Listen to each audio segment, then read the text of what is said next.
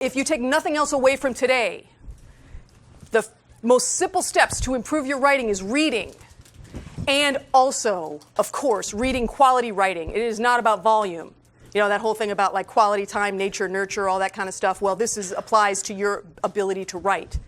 And you want to be very intentional about your reading. You want to think like a writer. Evaluate, how did they express this? What were they talking about? What's important? Do I understand? This is confusing me. This is driving me crazy. This is worthless. More than just what's happening in the abstract and in the figures, although those are great. All right, so we're going to move on to the other things that I talked about. So we're talking about usage and word choice. I call on William Shakespeare. To be or not to be, that is the question. In academic writing, not to be. That is the answer. We use the verb to be all the time when we speak. We use it all the time when we write academic articles. Let's think about it. I'm going to use some examples here. Patients who are concerned about. That's a perfectly valid statement, right? But let's think about how we can mix it up. We don't want to use the are. Have concerns about. You change it just a little bit. If you read a paragraph, you go back, you read a paragraph, you count how many times you use is, are, were, there, were, was, have been, all those things. You count those. That's your assignment. Just count the use of the infinitive to be in your article. And then you'll get my point. Another approach is to focus on. How about look for that focus and like another approach focuses on. I know it's scary to like make that verb happen, but I encourage you to do so. Factors for quantifying risk are, I like trading out. Whenever I see are before a list, I always like to say include. It's easy. There's some really like basic rules that you can employ here. Also, this is journalism 101. You never want to start a sentence with there. I mean, if you open up a newspaper, it'll never say there was a car crash at the corner of West End and 25th Street. It'll always say a car crash occurred, or two cars collided, or something that was some meaty, exciting, verby, right? So let's just imagine there was an increase in X. All right? Maybe an increase in X occurred.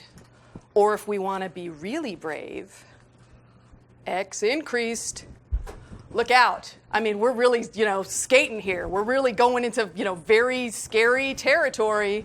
Also, along with the verb to be, there is an overuse of the verb to do. And we use to do because it's really hard to imagine what that other verb is going to be. So like we did the experiments. Like how else are you going to say that? We performed the experiments. It's not too flowery. Some of you that are maybe more engineering, maybe you think that's a little too Broadway, but I encourage you to think about just trading that one out. Blood pressure monitoring should be done. That's got both be and done in it within 2 hours. Guess what? How about monitoring the blood pressure? The blood pressure should be monitored.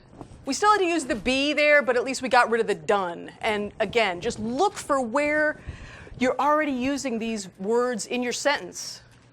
Also, data collection will be done by. Data collection will be completed by.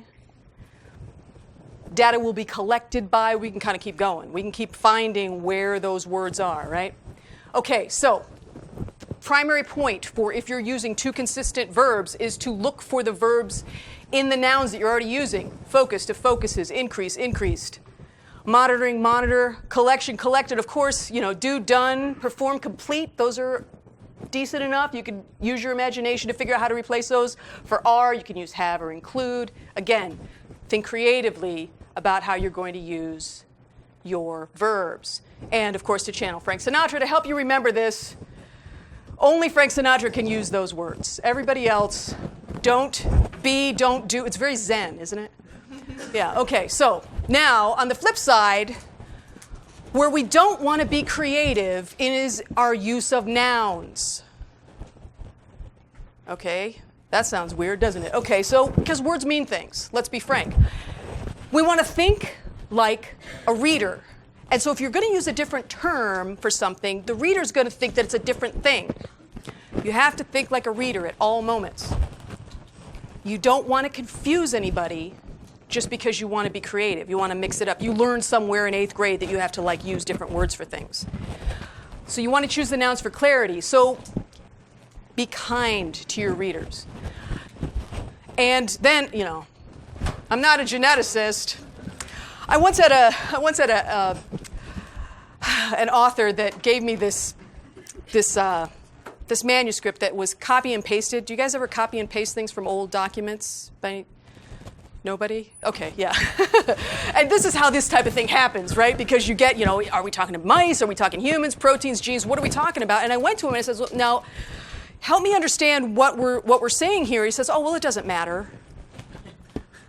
This is how this stuff gets perpetuated. People don't think it means anything. Only geneticists care about this. I don't think that's true. Okay, again, writing is not self-expression, it's communication.